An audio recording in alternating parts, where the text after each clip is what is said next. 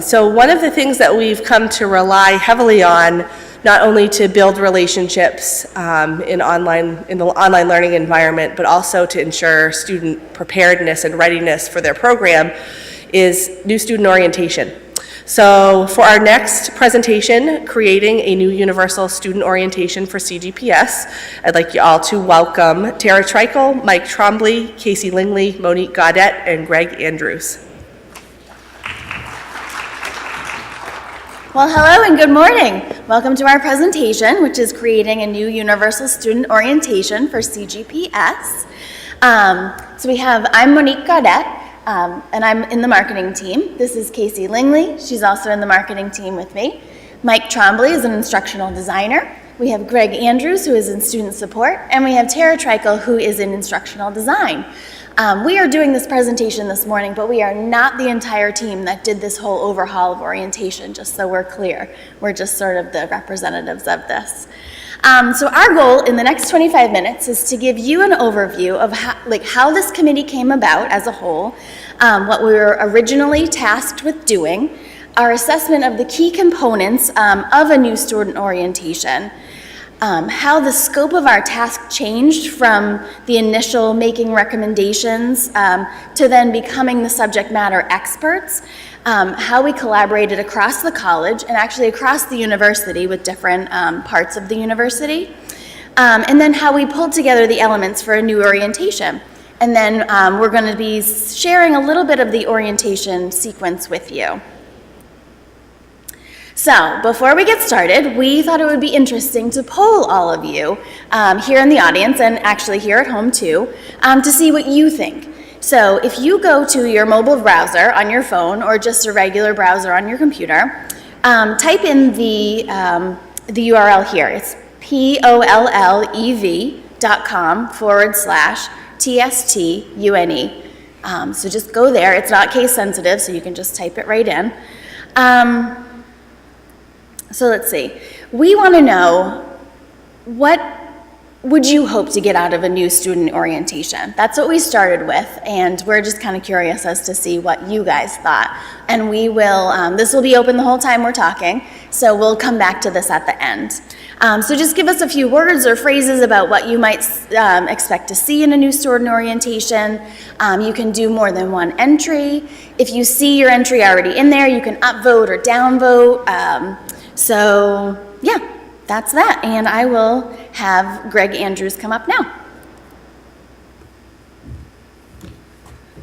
Good morning, everyone. So here we are talking about orientation and kind of the process that we've had to redo it and refresh it. But why is orientation important? So more in particular, why is it important for UNE Online and the College of Graduate Professional Studies? And the first thing is it's the introduction to UNE Online. Students will have communication with an enrollment counselor and a student support specialist potentially before this, but this is really where we throw it all at them and say, this is who we are, this is what you're getting into, so take a look at this. It's also the first academic interaction that we have with our students. It's an opportunity for them to look at what the assignments will kind of look like, what the grading is like, what resources are available. And in many cases, it does bring back dormant students. So what we mean by dormant are students who maybe have been working professionally for a while, haven't been in academia as a student, maybe as a teacher or a trainer, presenter, whatever they may be doing professionally, but we're bringing them back into the fold as students. And so we want to make sure that we're helping to prepare them for that. And then of course, students who are new to online education, they come in a low stakes environment with orientation. And what we mean by low stakes is, there are a couple of assignments here and there that will be graded, but this isn't something on their transcript. It's an opportunity for them to feel out the academic environment. It's an opportunity for them to kind of get back into that groove a little bit without having any kind of penalty. And then of course, the last thing is we designed this new orientation to help with MELT. And MELT, as defined by the college, is students who come in and then immediately just kind of drop off, whether they start their first class and disappear or they don't even make it through their first class. We wanted to try to address that before it became a problem. So up here, you'll see there's a word cloud, and this is kind of words that came up throughout the entirety of our process. And the one that I want to point out is the biggest one, and that's engage. So what we did with this orientation, as we looked at it, as we reviewed it, and as we started to modify it, was really think about engagement. How do we get our students more interactive, not only with staff, but also just with the college itself, the resources, and various assignments and so on. And then why refresh it? We had an orientation, right? Well, the Dean Wilson, put together a MELT committee, really just looking at how can we keep MELT from being an issue for the college. And one of the things that was pinpointed was that orientation is a big key start for these students who are brand new. On top of that, there were previous orientations, but they were program specific. So not every program received the same information necessarily. It was very much aimed at what their program was and what resources that program found to be valuable to students. And then of course, with so many different orientations, some were updated more frequently than others. So we really had to look at all of these as potential issues that might be resolved with this committee. And I'm going to turn it over to Casey, and she's going to talk more about the process. Great. So Dean Wilson identified a task force, including members from 4 academic operational units of the college involved with the student journey, those being marketing, enrollment, student support, and academic programs, with the idea that representation from each operational unit will give a really well-rounded perspective on the student experience, with each unit offering a really unique perspective. At our first meeting, we spent time whiteboarding each unit's thoughts, as you can see here, and considering what's the most important goal of the orientation for your particular business unit, what would you like to see in a new orientation that doesn't exist already, and where are those areas for improvement. We then focused on a few key areas for each business unit that would address both MELT and the student experience. So as a marketing manager at UNE, prior to being on this task force, I had never seen an orientation.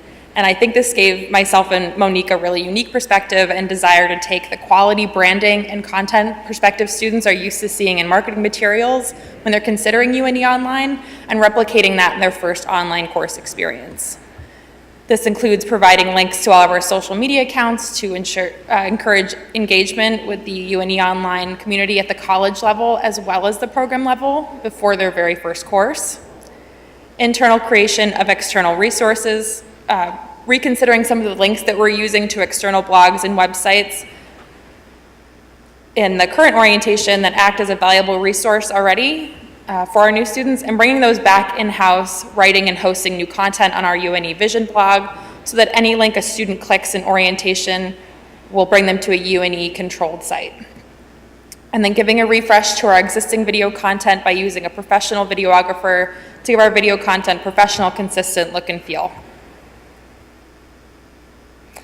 Enrollment's priorities included keeping orientation simple to navigate, keeping new students excited about starting their program, identifying risks and barriers to a student starting their program and reinforcing financial aid. Early on, enrollment and support representatives from the team identified financial challenges as the #1 reason for student MELT. And because of that, financial aid information and an interactive quiz on financial aid will now live in its own module in the new orientation. Priorities of student support include creating student engagement and connection, which we hope to facilitate through increased and improved opportunities for discussion board conversations in several of the modules. Transparency, clarity, and organization with easy to find resources that can be easily referenced by a student and not buried within the orientation. And finally, opening orientation earlier for our early accepted students. Because UNE Online has multiple starts a year with rolling admissions, opening orientation early will keep early accepted students engaged and excited about starting their program while they wait for their first classes to start. Priorities for academic program staff is first and foremost, orientation should academically prepare their students for their first class, including introducing students to the learning management system, expectations for formatting and writing style for their program, library resources, showing them Blackboard so they are familiar with how to find their grades, where the syllabus will be located for a course, and encouraging personal connection with their classmates and instruction through the use of message boards. This also sparked a conversation about whether or not orientations should be moderated by a faculty member, which Greg will talk more about in a few minutes. In future meetings, the next steps of the task force would be to evaluate the existing program-specific orientations to identify strengths in all orientations that other programs might benefit from including, create a recommendation to merge all orientations using the best aspects of each program and without removing any critical elements, and to identify creative assets that can be updated and branded. So I just want to highlight some of the really cool elements of the new orientation that came specifically from the members of this task force. New professional quality branded video assets for each program, including a warm welcome from our dean at the beginning of orientation, each of our program directors, and a video from practicum staff as an early touch point for the very critical practicum planning process. We also took this opportunity to have student support staff and task force member Greg create Blackboard tutorial videos using an actual UNE Online course so that students can familiarize themselves with the way the LMS will look when they actually are in a class, and they'll be able to reference that as a troubleshooting reference in an actual UNE Online course. And a number of blog posts written by Monique on communication and professionalism, as well as the critical task of creating a time management plan, which is now linked to a graded assignment in orientation. Now I'll turn it back to Greg to talk more about the evolution of the project. Thank you, Casey. So we want to talk a little bit about the evolution. You saw the whiteboard, which was our first meeting as an 8-person committee, which involved all 4 of the groups discussed. And the project kind of evolved once we got past looking at the individual orientations. We wanted to see what we could do as a greater whole. So we had 3 major questions once we went through all of this. The first one being, do we want a live instructor in there, somebody to moderate, or do we want it just to be completely self-paced, let students do what they're going to do, just get through it and get finished? Previously, some programs would and some programs wouldn't have a moderator. We also wanted to look at whether or not we want to go universal or if we want to keep it programmatic, where programs each had their own orientation. And then lastly, we wanted to talk about adaptive release versus readily available. So adaptive release, some of the programs had this where a student had to go in and complete a certain task before the next one would open. And readily available would just be log in and see everything that you can possibly do. So we debated this for a couple of meetings, and we came up with the following decisions. The first one being live instructors. Now, we didn't just make that decision. Megan Landry reached out and worked with the program managers, now program directors, to discuss the pros and cons, and really everybody was in agreement that live instruction and moderation was a benefit for our students. We also wanted to go universal. Now, there is a caveat there because our programs each have a module in orientation for the students that are in those programs. This gives the programs an opportunity to put a personal touch on there, but for the most part, students are experiencing the exact same material otherwise. And then instead of adaptive release, we decided readily available. So for those of you who may not be too familiar with our enrollment process, while we do have early people admitted, we also have people who are admitted fairly late. And we wanted to make sure that those students weren't penalized for coming a little late, so they're able to see what they would need to do. And then we wanted to look at the goals one more time before we passed it on to IDS and worked with IDS to implement this. And those goals are pretty simple. As I'd mentioned before, we want to introduce it to the UNE community, students to the UNE community. We wanted to show what a basic course structure was. We wanted to make sure that policies and expectations were in there, they were readily available, and people knew where to go. We wanted to provide resources and tools, whether it be financial aid or RefWorks, library resources, and of course share support services. As a student support specialist, that was probably most important for me.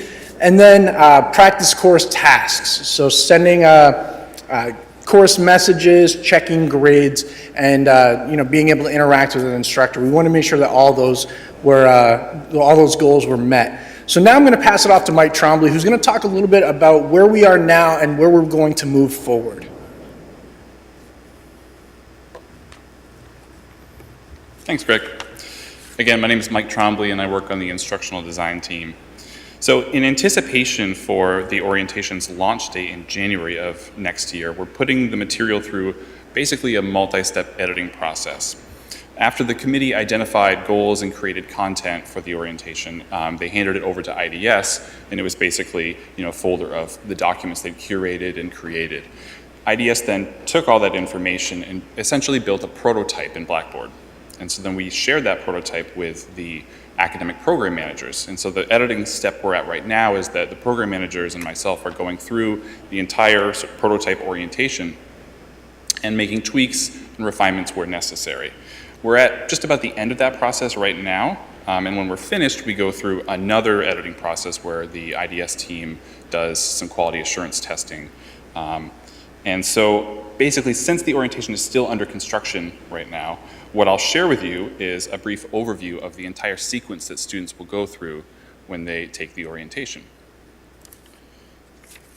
I have some animated text on this slide, so get ready. So every orientation has a welcome and a conclusion from whichever program the student is enrolled in at the beginning and the end. So whether you're in health informatics or applied nutrition or education, I'm forgetting some, you'll have an introduction to the staff members of your program, you'll learn a bit about program-specific policies, and you'll also meet some of the student support people right there at the beginning. From there, everybody, no matter what orientation or what program they're enrolled in, everybody has the same few modules that I'm going to describe right now. In Module 2, we introduce them to the concept of participating in an academic community. This is where students learn how to give and receive professional feedback. It's where they participate in their first Blackboard discussion. And then they move on to Module 3, where they practice succeeding as an online learner. Here they create a time management plan. I think Casey mentioned that earlier. And they review the role of the student support specialists that they'll be working with over the next few years. In Module 4, again, this was mentioned earlier, this is all about financial aid. We've put together and found some really great resources from the financial aid department, and students will also have an opportunity to take a quiz on financial aid as many times as they'd like. They can come back to this at any point, whether it's a week after orientation or a year after orientation. All the quizzes work that way. Next, we work on showing them how to access scholarly works. This is really all about the library. We have several videos from Cadence Atchison, the library's liaison to online students, and we also have a quiz there as well. In Module 6, the orientation addresses academic integrity and plagiarism. Once again, we have a self-assessment so that students can test their understanding of plagiarism in a sort of really low-stakes environment where it's okay to make mistakes, and this is okay to go back to this at any time. Finally, in Module 7, depending on the academic program, students receive a few last points or activities before completing the orientation. And they complete a student satisfaction survey, and the data from that will help us to make improvements in the future. And that's really it. So I'm happy to answer any questions about the specifics of each of these modules if you'd like in a few minutes, but right now I'm going to turn it back to Tara. From what you've heard from Monique, Greg, Casey, and Mike, the unifying theme throughout this collaborative project is to better serve the student. Over the course of the last 14 months, the orientation committee has kept a really large document full of our notes and recommendations, and we thought it would be fun to run it through a word cloud. So when we did that, you can see the patterns that emerged, and the unifying theme is the student.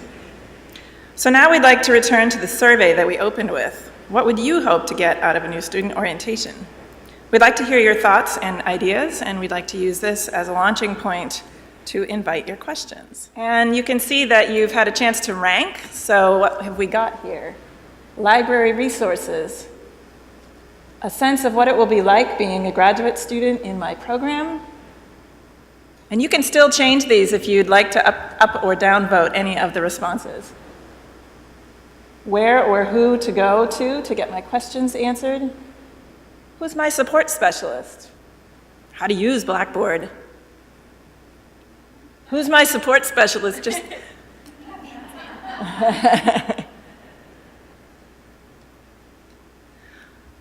So we'd like to invite your questions. can ask direct questions to any one of the team or to myself. Oh boy, sorry, it's loud. What do you feel like, I think it's amazing the process you went through it's very detailed and it's very collaborative and democratic. What do you think went well about that and allowed you to produce something, or you're producing something still? And what would you do differently, or were there anything that you would do differently next time if you could do it again? Looks like we have Greg coming over to speak about that. Sure. So I think what went really well with this process is having two people from each of the operative areas. So having student support, having two people from enrollment, having two people from marketing, having two people from the academic programs. When you look at that whiteboard, I think that's a great example of what it looked like. So we all came in with different views on what orientation should be, and I think it gave us an opportunity to see from other perspectives that we don't necessarily do on a day-to-day basis. And also, IDS came in later, so it gave us an opportunity to kind of build what we thought would be really great, and then let IDS come in and say, we can do that, or yeah, Blackboard's not going to let us do that particular thing. So it was really good, though, to be able to just work together and see from the different perspectives, and I think that that was probably the most important aspect of it, and that's what the students will benefit most from. I'm going to stay right here.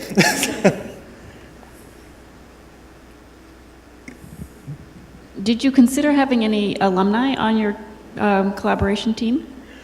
It wasn't actually our choice. For the membership, that was Dean Wilson who implemented who would be on that. I don't think we ever did consider trying to bring anybody else in, but I think that that would have definitely been worthwhile, maybe surveying or polling some of the students who've been through previous orientations. Now, one thing I will say is that we did have a couple of the programs whose orientation did have some survey data, and we tried to incorporate that as much as we possibly could.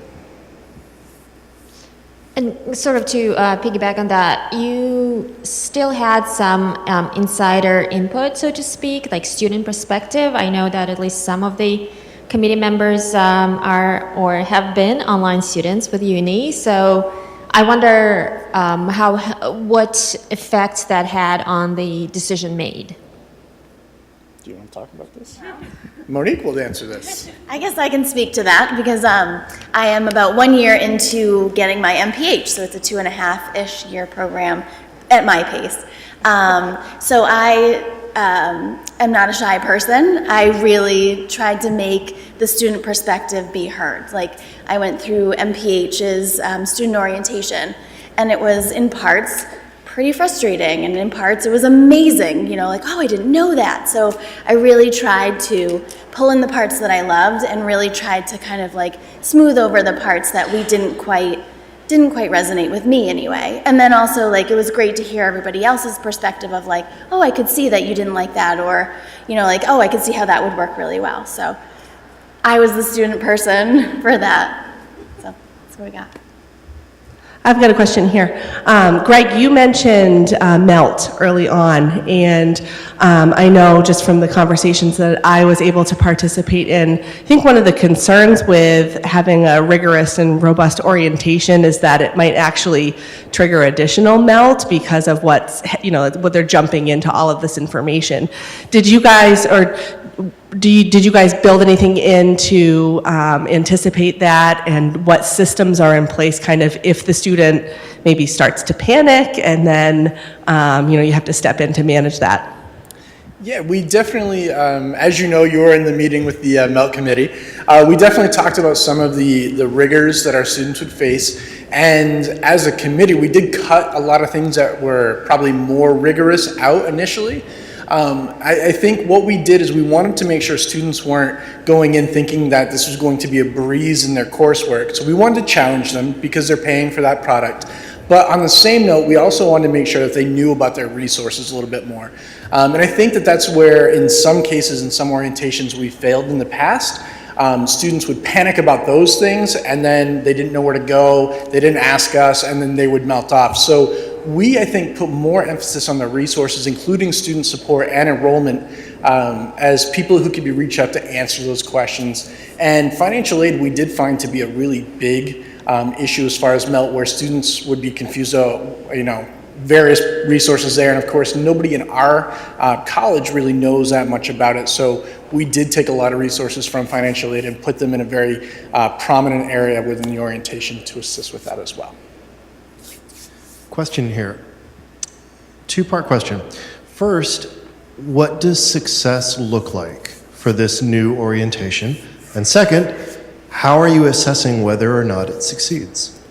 Those are good questions. So for us, success first off will be getting this off the ground. So that's number one. Number two, I think we're going to monitor success through an end evaluation, which we haven't had formally before. So Elena has been working with Holland and Kat Blessis, who are our enrollment representatives on the committee, to build an evaluation at the end as part of the overall student satisfaction survey, which they've decided to break up anyway. So this kind of played into that. But I think success really is seeing more people complete the orientation.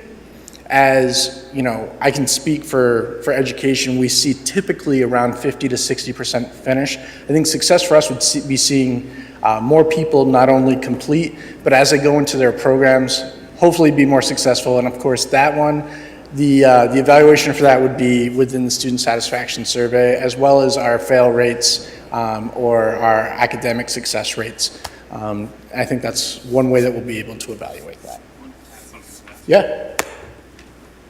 I've also been talking with the academic program managers. Some of them already have surveys in the first courses that students take, and we're working to put that in all of the first courses that students take, so that we ask them, not at the end of the orientation, do you feel well prepared? Because if you ask them before they've started, they're going to say, sure. But if you ask them when they're actually working with some course material, are you ready? Were you ready to do this? We'll get a better snapshot of the answer there. So that's another assessment we're planning to do, just outside of the orientation. Any other questions? Great. You've been an excellent audience. Thank you so much for coming.